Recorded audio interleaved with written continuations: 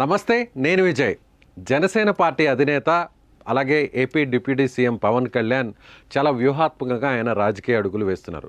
2 రోజుల కిందట మహారాష్ట్ర ఎన్నికలకు సంబంధించి స్టార్ క్యాంపెయినర్గా, ఎన్డీఏకి సంబంధించి స్టార్ క్యాంపెయినర్గా వెళ్ళినటువంటి పవన్ కళ్యాణ్ సుడిగాలి పర్యటన చేశారు. అక్కడ జరిగినటువంటి బహిరంగ సభల్లో అలాగే రోడ్ షోలో కూడా పవన్ కళ్యాణ్ మరాఠీలో మాట్లాడారు, అలాగే హిందీలో మాట్లాడారు, అదేవిధంగా తెలుగులో కూడా ఆయన మాట్లాడారు. సో పవన్ కళ్యాణ్ ముఖ్యంగా ఇప్పుడు ఎన్డీఏ కూటమికి సంబంధించి ఎన్డీఏకి సంబంధించినటువంటి స్టార్ క్యాంపెయినర్గా ఆయన ప్రచారం నిర్వహిస్తున్నారు. ఇప్పుడు తాజాగా పవన్ కళ్యాణ్ చేసినటువంటి ఒక ట్వీట్ కూడా ఇప్పుడు ప్రస్తుతం ఒక సంచలనంగా మారింది. ముఖ్యంగా పాకిస్తాన్, బంగ్లాదేశ్ దేశాల్లో జరుగుతున్నటువంటి అత్యాచారాలు, అలాగే ఆత్మహత్యల మీద, ముఖ్యంగా మహిళల విషయంలో జరుగుతున్నటువంటి అట్రాసిటీస్ మీద ఆయన చాలా తీవ్రంగా స్పందించారు. కొద్దిసేపటి కిందట ఆయన ట్విట్టర్లో ఎక్స్ వేదికగా కూడా ఒక పోస్ట్ చేశారు. ఆ పోస్ట్ ఏంటో ఒకసారి చూసేటువంటి ప్రయత్నం చేద్దాం.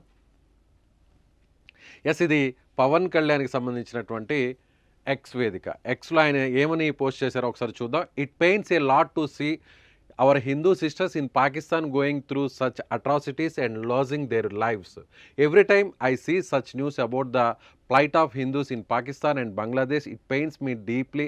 I pray for Hema and Venti's departed souls with tears. అంటే ఇద్దరు మహిళలు ఆత్మహత్య చేసుకున్నారు. చాలా బాధగా ఉంది, చాలా భావోద్వేగానికి గురవుతున్నానంటూ ఆయన చేసినటువంటి ట్వీట్ ఇప్పుడు సంచలనంగా మారింది. ముఖ్యంగా పవన్ కళ్యాణ్ సనాతన ధర్మం విషయంలో ఆయన గత కొన్ని నెలల నుంచి కూడా పోరాటం చేస్తున్నారు. ముఖ్యంగా సనాతన ధర్మం విషయంలో కూడా ఆయన అందరికంటే కూడా ముందుండి సనాతన ధర్మాన్ని కాపాడడానికి తాను ఎంత దూరమైనా వెళ్తాను, దీనికోసం సనాతన ధర్మానికి సంబంధించినటువంటి ఒక బోర్డును కూడా ఏర్పాటు చేయాలంటూ కూడా ఆయన ఇటీవల పోరాటం చేసినటువంటి విషయం కూడా తెలిసింది. తిరుమలకు వచ్చారు, తిరుమల వేదికగా కూడా ఆయన ఈ కామెంట్స్ చేశారు. మరొక వైపు హిందువుల మీద జరుగుతున్నటువంటి దాడులు అసెంబ్లీలో కూడా చూసాము. అదేవిధంగా ఇటీవల ఏపీలో కూడా గతంలో ఉన్నటువంటి ప్రభుత్వానికి సంబంధించినటువంటి ఆ ఆనవాళ్లే ఇంకా కూడా పోలీస్ అధికారుల్లో కొనసాగుతున్నాయి. కాబట్టి మహిళల మీద అత్యాచారాల విషయంలో కొంచెం ఉదాసీనంగా వ్యవహరిస్తున్నారు.